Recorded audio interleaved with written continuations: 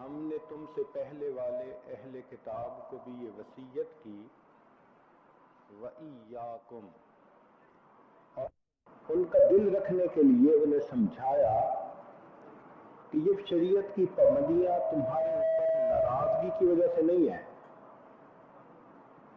ہم نے تم سے پہلے والوں کو بھی یہی وصیت کی، ان کو بھی یہی نصیحت کی۔ تو جب پہلی مثال دے دی جائے تو بندے کے دل سے یہ ڈر ختم ہو جاتا ہے کہ ناراضگی کی وجہ سے پابندی لگائی جا رہی ہے۔ تو کیا فرمایا؟ انتقوا اللہ، تم اللہ سے ڈرو۔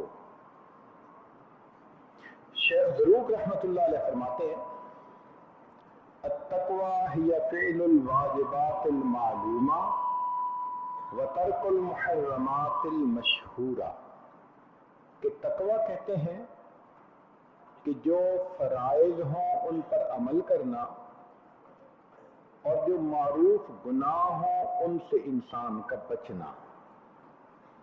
اس کا لفظی معنی ہوتا ہے بچنا، وقایہ، کہ پرہیز علاج سے بہتر ہے۔ تو تقویٰ کا معنی گناہوں سے بچنا، وہ اعمال جو اللہ تعالیٰ کو ناپسند ہیں، جو رب کریم پسند نہیں فرماتے، ان کاموں سے بچنے کا نام تقویٰ ہے۔ چنانچہ التقویٰ ہی اتقاء عذاب اللہ بامتثال اوامرہ واجتناب نواہیہ۔ تقویٰ کہتے ہیں اللہ تعالیٰ کے حکموں کو ماننا اور جن سے وہ منع فرمائے اس سے بچ جانا۔ سادہ سی مثال عام زندگی میں یہ ہے کہ اگر ایک نوکر خادم اپنے مالک کے ہر حکم کو مانے اور جس سے وہ منع کرے اس سے رک جائے تو مالک اس سے خوش ہوتا ہے، ناراض نہیں ہوتا، اس کو انعام دیتا ہے، اس کو قرب دیتا ہے، خوشی کا اظہار کرتا ہے، اپنے مقرب بندوں میں اسے شامل کر لیتا ہے کہ یہ میرے ہر حکم کو پورا کر دکھاتا ہے اور میں جس سے منع کروں اس سے یہ فوراً بچ جاتا ہے۔ چنانچہ العبد یتقی عذاب سیدہ بطاعتہ، غلام اپنے آقا کی سزا سے بچتا ہے اگر اس کی ہر بات میں اطاعت کرتا ہے۔ یہی حال بندے کا ہے کہ اگر وہ اللہ رب العزت کے حکموں کی پابندی کرتا ہے اور گناہوں سے بچتا ہے تو اللہ رب العزت کی ناراضگی سے وہ بچ جاتا ہے، انعام کا مستحق بن جاتا ہے۔ مگر یہ تقویٰ تب نصیب ہوتا ہے جب انسان کا دل سنورا اور بنا ہوا ہو۔ یہ ذہن میں رکھیں کہ القلب المنور یظہر علی الجوارح آثارہ وہی الموافق، جو منور دل ہوتا ہے اس کے آثار جسم پر اس طرح ظاہر ہوتے ہیں کہ اللہ کے ہر حکم کی وہ بندہ موافقت کرتا ہے۔ والقلب المظلم، اور جب دل سیاہ ہوتا ہے یظہر علی الجوارح آثارہ وہی المخالفہ، تو اس کے آثار جسم پر اس طرح ظاہر ہوتے ہیں کہ اللہ کے حکموں کی نافرمانی ہوتی ہے۔ اسی لیے ہماری پستی کی سب سے بنیادی وجہ ہمارے دلوں کی ظلمت ہے، دلوں کی موت ہے۔ دل کے مے خانے مے مغرب نے کر ڈالے خاموش۔ آج یہ نئی مادی محنت ایسی آ گئی کہ اس نے دلوں کے مے خانے ہی بند ہی کروا دیے۔ تو دل مردہ دل نہیں ہے، اسے زندہ کر دوبارہ، کہ یہی ہے امتوں کے مرض کہن کا چارہ۔ ہمارے پرانے امراض کا یہی علاج ہے کہ ہم اپنے دلوں کو منور کریں۔ جس نے دل کو منور کر لیا وہ اللہ کو پسند آ گیا۔ حدیث مبارکہ ہے ان اللہ لا ينظر الى صورکم بے شک اللہ تعالیٰ نہیں دیکھتے تمہاری شکل و صورتوں کو. ولا الی اموالکم، نہیں دیکھتے تمہارے مال پیسے کو. ولکن ینظر الی قلوبکم واعمالکم، وہ دیکھتے ہیں تمہارے دلوں کو، تمہارے اعمال کو.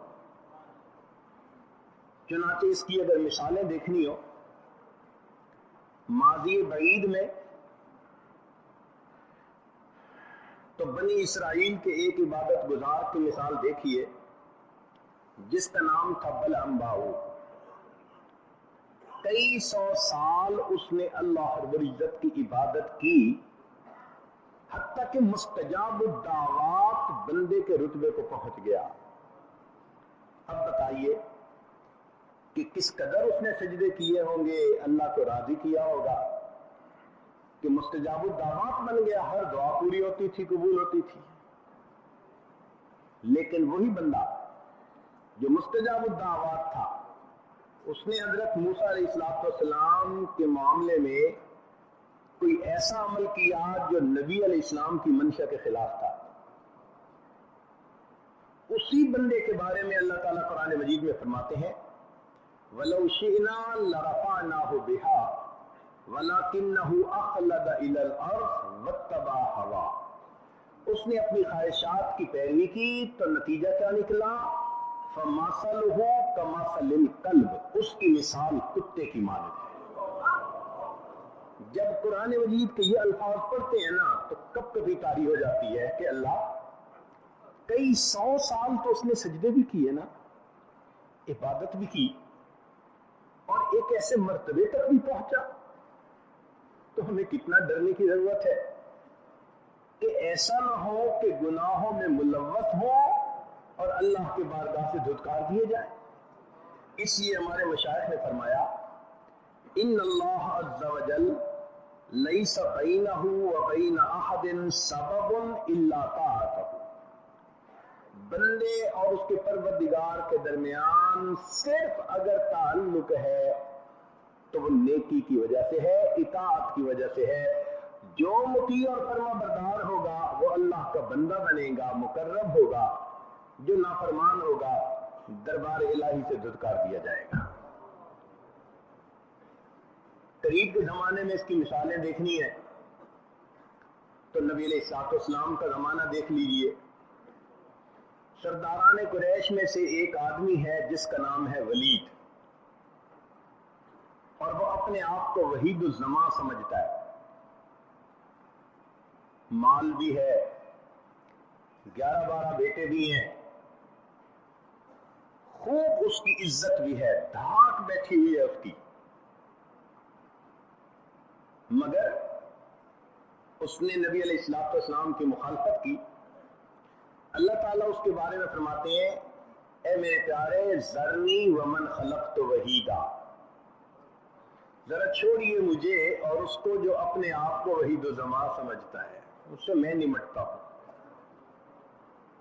اور اسی زمانے میں ایک اور نوجوان ہے، دیکھنے میں رنگ کالا ہے، ہونٹ موٹے ہیں، شکل انوکھی ہے، حبشہ سے اٹھ کے آیا ہے.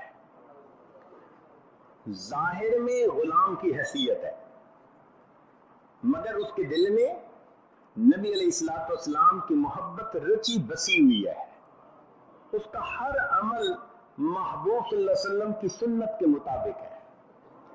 یہ حبشی بلال اللہ رب العزت کو اتنا پسند آیا کہ نبی علیہ السلام جب معراج پر تشریف لے گئے تو آپ صلی اللہ علیہ وسلم نے جنت میں کسی کے پاؤں کی آہٹ سنی تو پوچھا جبرائیل یہ کس کے چلنے کی آواز ہے؟ عرض کیا اے اللہ کے حبیب صلی اللہ علیہ وسلم آپ کا غلام بلال فرش پر چلتا ہے، قدموں کی آواز عرش پر سنائی دیتی ہے.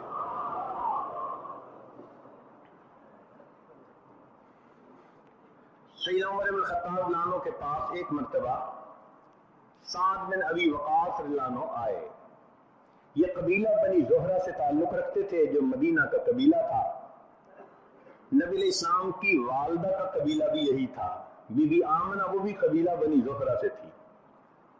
تو اس لحاظ سے وہ خالو بھی کہلائے، ماموں بھی کہلائے کہ والدہ کے قبیلے میں سے. تو سیدنا عمر رضی اللہ عنہ نے ان کو ایک نصیحت کی جو سونے کی سیاہی سے لکھنے کے قابل ہے.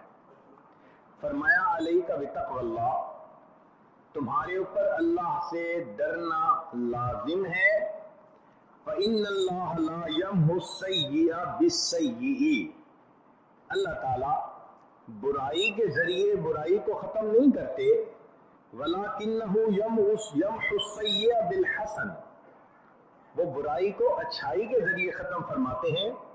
وَلَا يَغُرَّنَّكَ أَنَّكَ يُقَالُ صَاحِبُ رَسُولِ اللَّهِ، اور یہ چیز آپ کو دھوکے میں نہ ڈالے کہ آپ کو نبی علیہ السلام کا صحابی کہا جاتا ہے، وَخَالُ رَسُولِ اللَّهِ، اور نبی علیہ السلام کا ماموں کہا جاتا ہے.